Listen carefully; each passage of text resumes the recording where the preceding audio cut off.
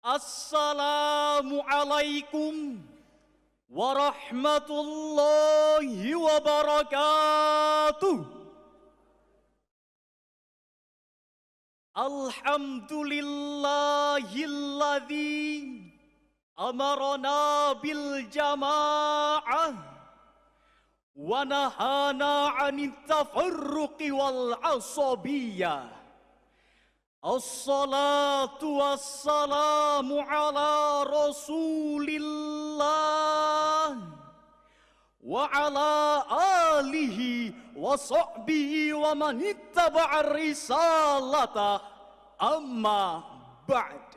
Salam tahiyat tanda hormat kepada Dewan Hakim Syar'il Quran yang kami banggakan, hadirin sebangsa dan setanah air yang kami cintai. Elizabeth Pisadi, seorang mantan jurnalis asal Amerika Serikat, menulis dalam bukunya yang berjudul Indonesia etc. Exploring the Improbable Nation. Beliau menyatakan, Indonesia adalah sebuah negara yang hampir sangat tidak mungkin berkembang. Hal ini merupakan ungkapan keraguannya. Sebab Indonesia hadir dengan 16.771 pulau, dihuni lebih dari 360 etnis dengan 719 bahasa serta 6 agama yang diakui di Indonesia, yakni Islam, Kristen Katolik, Kristen Protestan, Hindu, Buddha, dan Konghucu. Hal inilah yang menjadikan bangsa Indonesia unik dan menarik di mata dunia. Namun kita tidak dapat menutup mata, sebab keberagaman ini jika tidak kita jaga dan kita kelola bisa menjadi sumber potensi konflik, baik konflik antar suku, etnis, bahkan agama, yang pada gilirannya akan meruntuhkan falsafah negara. Bahkan hadirin bisa menjadi target dan sasaran oleh pihak-pihak yang tidak menginginkan Indonesia menjadi negara yang kuat, hebat, dan bermartabat. Tentu sangat berbahaya bagi tegaknya pilar persatuan dan kesatuan serta kerukunan umat beragama. Kita umat Islam Indonesia sebagai penduduk mayoritas di negeri ini harus mengerti dan memahami konsep keberagaman agar kita bisa menjadi garda terdepan sehingga kita dapat menjadikan keberagaman sebagai pemersatu bangsa. Sebagaimana semboyan kita, Bhinneka Tunggal Ika, berbeda-beda tapi tetap satu jua. Timbul pertanyaan, bagaimanakah sikap kita dalam menghadapi kehidupan yang penuh dengan keberagaman ini? Sebagai jawabannya, merawat kerukunan umat beragama dalam bingkai kebinekaan adalah judul syarahan Al-Quran yang akan kami sampaikan dengan landasan firman Allah dalam Al-Quran surah Al-Hujurat ayat 13. A'udzu billahi minasy syaithanir rajim.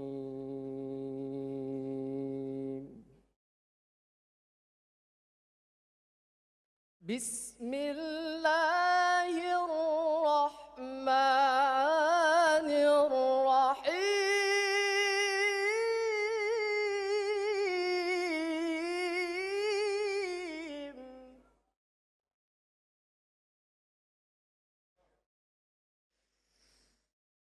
Ya ayyuhan nasu inna khalaqnakum min dzakarin wa untha.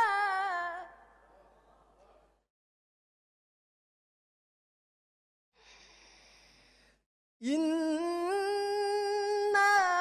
khalaqnakum min dzakarin wa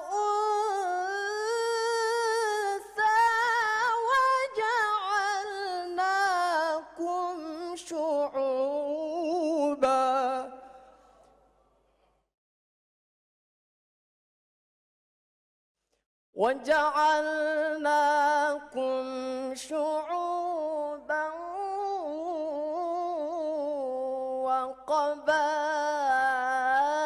وقبائل لتعارفوا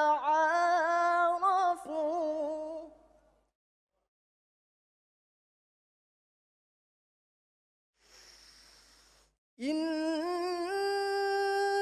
أكرمكم عند الله أتقاكم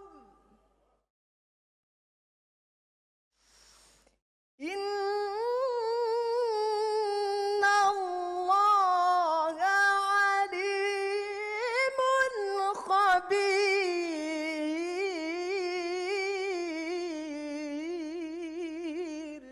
Aku berlindung kepada Allah dari godaan syaitan yang terkutuk dengan menyebut nama Allah yang Maha Pengasih, Pelimpah kasih, Maha Penyayang, Penebar sayang. Wahai manusia, sungguh kami telah menciptakan kamu dari seorang laki-laki dan seorang perempuan, dan menjadikan kamu berbangsa-bangsa dan bersuku-suku agar kamu saling mengenal. Sesungguhnya yang paling mulia di antara kamu di sisi Allah ialah orang yang paling bertakwa. Sungguh Allah Maha Mengetahui lagi Maha Teliti. Hadirin wal hadirat rahimakumullah. Dalam perspektif ilmu balaghah, ayat ini menggunakan gaya bahasa kalam khabar yang artinya mengandung misi informasi ilahi. Dengan artian bahwa manusia diciptakan dengan beraneka ragam. Meskipun demikian, semuanya memiliki harkat, martabat dan derajat yang sama di hadapan Allah Subhanahu wa Ta'ala. Kalau kita kaji lebih dalam asbabun nuzul ayat ini, menurut Ibnu Asakir dalam kitabnya Mubhamat bersumber dari Abu Bakar bin Abu Daud, bahwa ayat ini diturunkan berkenaan dengan keinginan Rasulullah yang ingin menikahkan Abi Hindin dengan seorang wanita dari kalangan Baitah. Namun Bani Baitah dengan sinis berkata kepada Rasul, "Ya Rasulullah, pantaskah kami menikahkan putri-putri kami dengan budak-budak kami?" Rasul belum sempat menjawab saat itu. Malaikat Jibril datang menyampaikan wahyu berupa Al-Quran surah Al-Hujurat ayat 13, yang pada ayat tersebut terdapat kalimat lita'arafu, ay liyahsula bainakumut ta'aruf wa ta'alluf, agar kamu saling kenal mengenal, terjalin komunikasi yang harmoni, serta menyamakan rasa sayang yang tiada pandang sayang. Demikian penafsiran dari Syekh Muhammad Ali As-Sabuni dalam tafsirnya Safwatut Tafasir jilid 3 halaman 219. Dari sini bisa kita pahami hadirin bahwa Quran surah Al-Hujurat ayat 13 tadi merupakan landasan etis teologis untuk membina keberagaman di negeri tercinta ini melalui kerukunan umat beragama, yakni dengan saling mengenal, saling menghargai, dan saling bertoleransi di antara kita. Namun yang terjadi justru sebaliknya, saling menghujat dan saling menghina. Kementerian Komunikasi dan Informatika Republik Indonesia telah merilis data sejak tahun 2018 hingga sampai saat ini setidaknya terjadi 3.640 kasus SARA yang terjadi di media sosial. Belum lagi konflik bersenjata di Papua terus terjadi antar oknum agama dan pemerintah saling caci maki. Bahkan baru-baru ini kumandang azan pun menjadi persoalan yang membuat sakit hati. Tentu kita tidak lupa dengan Timor Leste yang memisahkan diri, gerakan separatisme Aceh yang telah membuat ratusan korban berjatuhan tak ingin terulang kembali. Jika sudah seperti ini, tidak mustahil akan banyak dari kita yang awalnya bersatu menjadi berseteru. Betul?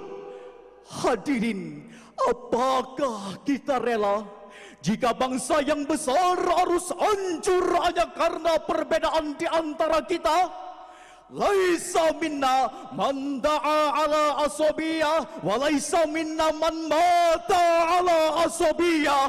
Bukan golongan kami orang yang membangga-banggakan kesukuan, dan bukan golongan kami orang yang mati karena membela kesukuan.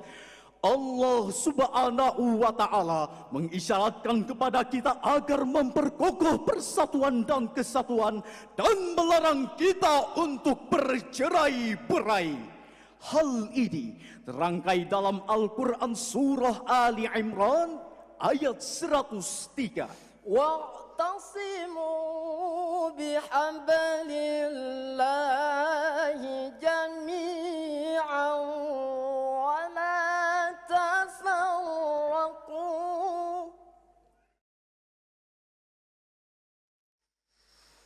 واذكروا نعمة الله عليكم إذ كنتم أعداء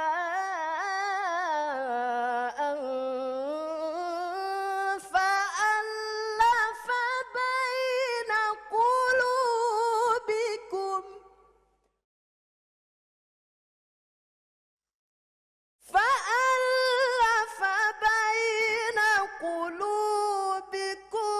فأصبحتم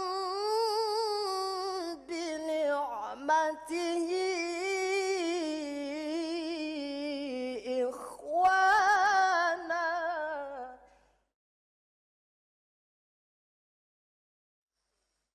وكنتم على شفا حفرة من النار فأنقذكم منها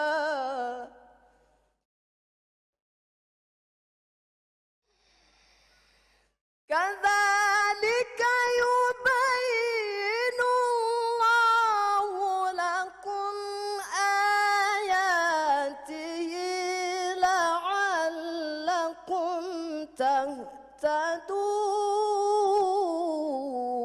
تهتدون كذلك يبين الله لكم آياته لعلكم تهتدون صدق الله العظيم.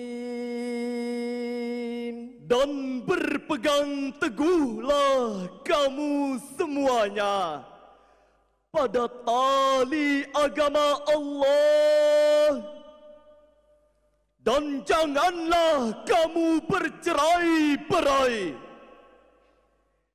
dan ingatlah nikmat Allah kepadamu ketika kamu dahulu masa jahiliyah bermusuhan, lalu Allah mempersatukan hatimu, sehingga dengan karunia-Nya kamu menjadi bersaudara.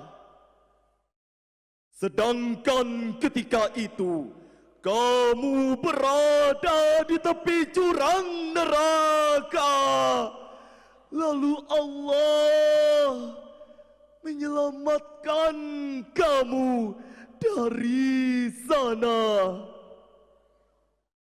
Demikianlah Allah menerangkan ayat-ayat-Nya kepadamu agar kamu mendapat petunjuk.